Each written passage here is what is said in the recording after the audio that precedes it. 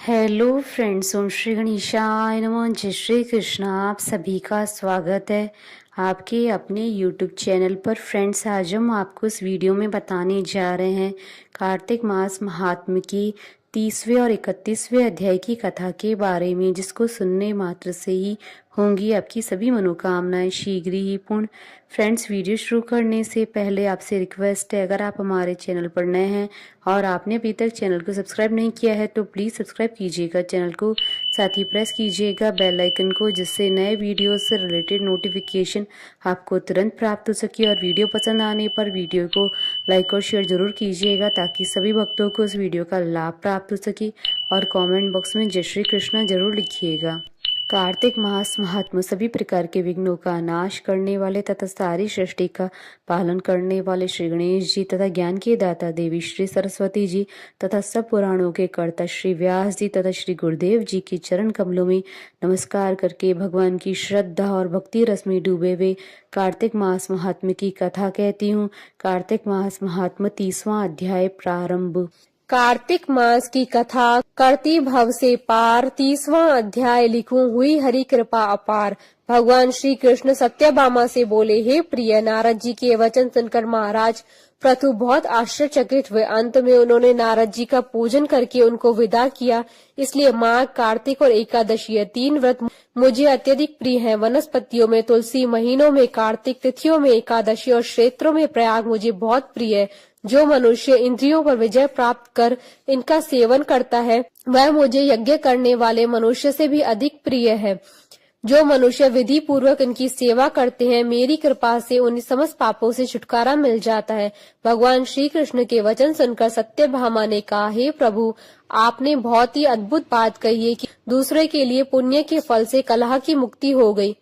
यह प्रभावशाली कार्तिक मास आपको अधिक प्रिय है, जिससे पति ध्रुव का पाप केवल स्नान के पुण्य से ही नष्ट हो गया। दूसरे मनुष्यों द्वारा किया हुआ पुण्य उसके देने से किस प्रकार मिल जाता है, यह आप मुझे बताने की कृपा करें। श्री कृष्ण बोले, प्रिय, जिस कर्म द्वारा बिना दिया हुआ पुण्य और पाप मिलता है उसे ध्यान पूर्वक सुनो। सतयुग में देश, ग्राम तथा कुलों को दिया पुण्य या पाप मिलता था, किंतु कलयुग में केवल कर्ता को ही पाप तथा पुण्य का फल भोगना पड़ता है। संसर्ग न करने पर भी वह व्यवस्था की गई है, और संसर्ग से पाप व पुण्य दूसरे को मिलते हैं। उनकी व्यवस्था भी सुनो। पढ़ना, यज्ञ करना और एक साथ भोजन करने से पाप पुण्य का आधा फल मिलता है, और एक आसन पर बैठने तथा सवारी पर चढ़ने से, श्वास के आने जाने से पुण्य व पाप का चौथा भाग जीव मात्र को मिलता है। छूने से, भोजन करने से और दूसरों की स्तुति करने से पुण्य और पाप का 6वां भाग मिलता है। दूसरे की निंदा, चुगली और धिक्कार करने से उसका 7वां भाग मिलता है। पुण्य करने वाले मनुष्य की जो कोई सेवा करता है वह सेवा का भाग लेता है और अपना पुण्य उसे देता है। नौकर और शिष्य के अतिरिक्त जो मनुष्य दूसरे से सेवा करवाकर उसे पैसे नहीं देता, वह सेवक उसके पुण्य का भागी होता है। जो व्यक्ति पंक्ति में बैठे हुए भोजन करने वालों की पत्तल लांघता है, वह उसे जिसकी पत्तल उसने लांघी है अपने पुण्य का 6वां भाग देता है। स्नान तथा ध्यान आदि करते हुए मनुष्य से जो व्यक्ति बातचीत करता है या उसे छूता है, वह अपने पुण्य का 6वां भाग दे डालता है। जो मनुष्य धर्म के कार्य के लिए दूसरों से धन मांगता है, वह पुण्य का भागी होता है। ठीक उसी प्रकार जिस प्रकार की दान करने वाला पुण्य का भागी होता है, जो मनुष्य धर्म का उपदेश करता है और उसके बाद सुनने वाले से याचना करता है कि वह अपने पुण्य का 6वां भाग उसे दे देता है। जो मनुष्य दूसरों का धन चुराकर अपने उससे धर्म करता है, वह चोरी का फल भोगता है और शीघ्र ही निर्धन हो जाता है। और जिसका धन चुराता है वह पुण्य का भागी होता है। बिना ऋण उतारे जो मनुष्य मृत्यु को प्राप्त होता है, उसे ऋण देने वाले सज्जन पुरुष पुण्य के भागी होते हैं। शिक्षा देने वाला, सलाह देने वाला, सामग्री को जुटाने वाला तथा प्रेरणा देने वाला, यह पाप और पुण्य के 6ठे भाग को प्राप्त करते हैं। राजा प्रजा के पाप पुण्य के षष्ठांश का भोगी होता है। गुरु शिष्यों का, पति पत्नी का, पिता पुत्र का, स्त्री पति के लिए पुण्य का 6ठा भाग पाती है। पति को प्रसन्न करने वाली आज्ञाकारी स्त्री पति के पुण्य का आधा भाग लेती है। जो पुण्य आत्मा पराये लोगों को दान करते हैं वह उसकी पुण्य का छठा भाग प्राप्त करते हैं। जीविका देने वाला मनुष्य जीविका ग्रहण करने वाले मनुष्य की पुण्य के छठे भाग को प्राप्त करता है। इस प्रकार दूसरों के लिए पुण्य अथवा पाप बिना दिए भी दूसरे को मिल सकते हैं, किंतु यह नियम जो कि मैंने बतलाए हैं ये कलयुग में लागू नहीं होते। कलयुग में तो एकमात्र कर्ता को ही अपने पाप और पुण्य को भोगने पड़ते हैं। इस संबंध में एक बड़ा पुराना इतिहास है जो कि पवित्र भी और बुद्धि प्रदान करने वाला भी कहा जाता है, जिसे ध्यान पूर्वक सुनो। यह इतिहास 31वें अध्याय में बताया जाएगा। इति श्री कार्तिक महात्म 30वां अध्याय संपूर्ण। कार्तिक मास महात्म्य 31वां अध्याय प्रारंभ। कार्तिक मास महात्म का यह 31वां अध्याय बतलाया भगवान ने प्रभु स्मरण का सरल उपाय। पिछली कथा में श्री कृष्ण जी ने सत्यभामा से कहा कि कलयुग में एकमात्र कर्ता को ही अपने पाप और पुण्य भोगने पड़ते हैं। इस संबंध में एक बड़ा पुराना इतिहास है जो कि पवित्र भी है और बुद्धि प्रदान करने वाला कहा जाता है, उसे ध्यान पूर्वक सुनो। भगवान श्री कृष्ण ने कहा कि पूर्व काल में अवंतीपुरी उज्जैन में धनेश्वर नामक एक ब्राह्मण रहता था। वह रस, चमड़ा और कंबल आदि का व्यापार करता था। वह वैश्यगामी और मद्यपान आदि बुरे कर्मों में लिप्त रहता था।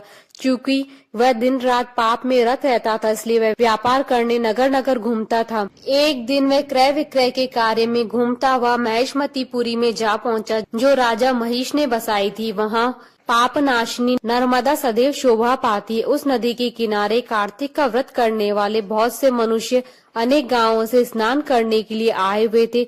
धनेश्वर ने उन सबको देखा और अपना सामान बेचता हुआ वह भी 1 मास तक वहीं रहा। वह अपने माल को बेचता हुआ नर्मदा की तट पर घूमता हुआ स्नान, जप और देवा अर्चन में लगे हुए ब्राह्मणों को देखता और वैष्णवों के मुख से भगवान विष्णु के नामों का कीर्तन सुनता था। वह वहां रहकर उनको स्पर्श करता रहा, उनसे बातचीत करता रहा। वह कार्तिक के व्रत की उद्यापन विधि तथा जागरण भी देखता रहा। उसने पूर्णिमा के व्रत को भी देखा कि व्रती ब्राह्मणों तथा गौओं को भोजन करा रहे हैं, उनको दक्षिणा आदि भी दे रहे हैं। उसने नित्य प्रति भगवान शंकर की प्रसन्नता के लिए होती हुई दीपमाला भी देखी। त्रिपुर राक्षस नाम के तीनों पुरों को भगवान शिव ने इसी तिथि को जलाया था, इसलिए शिव जी के भक्त इस तिथि को दीप उत्सव मनाते हैं। जो मनुष्य मुझ में और शिव जी में भेद करता है उसकी समस्त क्रियाएं निष्फल हो जाती। इस प्रकार नर्मदा तट पर रहते हुए जब उसको 1 माह व्यतीत हो गया, वह एक दिन अचानक उसे किसी काले सांप ने डस लिया। इससे वह विहल होकर भूमि पर गिर पड़ा। उसकी यह दशा देखकर वहां के दयालु भक्तों ने उसे चारों ओर से घेर लिया और उसके मुंह पर तुलसी दल मिश्रित जल के छींटे देने लगे। जब उसके प्राण निकल गए तब यमदूतों ने आकर उसे बांध लिया और कोड़े बरसाते उसे यमपुरी में ले गए। उसे देखकर चित्रगुप्त ने यमराज से कहा कि इसने बाल्यावस्था से लेकर आज तक केवल बुरे कार्य ही किए हैं। इसके जीवन में तो पुण्य का लेश मात्र भी दृष्टिगोचर नहीं होता। यदि मैं पूरे 1 वर्ष तक भी आपको सुनाता रहूं तो इसके पापों की सूची समाप्त नहीं होगी। यह महापापी है, इसलिए इसको 1 कल्प तक घोर नरक में डालना चाहिए। चित्रगुप्त की बात सुनकर यमराज ने कुपित होकर काल नेमी के समान अपना भयंकर रूप दिखाते हुए अपने अनुचरों को आज्ञा देते हुए कहा कि हे प्रेत सेनापतियों, इस दुष्ट को मुग्धरों से मारते हुए कुंभी पाक नरक में डाल दो। सेनापतियों ने मुग्धरों से उसका सिर फोड़ते हुए कुंभी पाक नरक में ले जाकर खोलते हुए तेल के कड़ाई में डाल दिया। प्रेत सेनापतियों ने उसे जैसे ही तेल के कड़ाई में डाला वैसे ही वहां का कुंड शीतल हो गया। ठीक उसी प्रकार जिस प्रकार पूर्व काल में प्रहलाद जी को डालने से दैत्यों की जलाई हुई आग ठंडी हो गई थी। यह विचित्र घटना देखकर प्रेत सेनापति यमराज के पास गए और उनसे सारा वृतांत कहा। सारी बात सुनकर यमराज भी आश्चर्यचकित हो गए और इस विषय में पूछताछ करने लगे। उसी समय नारद जी वहां आए और यमराज से कहने लगे, सूर्य नंदन, यह ब्राह्मण नरकों का उपभोग करने योग्य नहीं है। जो मनुष्य पुण्य कर्म करने वाले लोगों का दर्शन, स्पर्श और उसके साथ वार्तालाप करता है वह उसके पुण्य का 6वां अंश प्राप्त कर लेता है। यह धनेश्वर तो 1 मास तक श्री हरि के कार्तिक व्रत अनुष्ठान करने वाले असंख्य मनुष्यों के संपर्क में रहा है, अतः यह उन सबके पुण्यांश का भागी हुआ है। इसको अनिच्छा से पुण्य प्राप्त हुआ है, इसलिए यक्ष की योनि में रहे और पाप भोग के रूप में सब नरक का दर्शन मात्र करके यम यातना से मुक्त हो जाए। भगवान श्री कृष्ण ने कहा, सत्यभामा नारद जी के इस प्रकार कहकर चले जाने के पश्चात धनेश्वर को पुण्यात्मा समझते हुए यमराज ने दूतों को उसे नरक दिखाने की आज्ञा दे दी। इति श्री कार्तिक महात्म्य 31वां अध्याय संपूर्ण। बोलिए भगवान विष्णु जी की जय, सनातन धर्म की जय। हमारे साथ इस वीडियो में अंत तक बने रहने के लिए आपका धन्यवाद। ओम श्री गणेशाय नमः। जय श्री कृष्णा।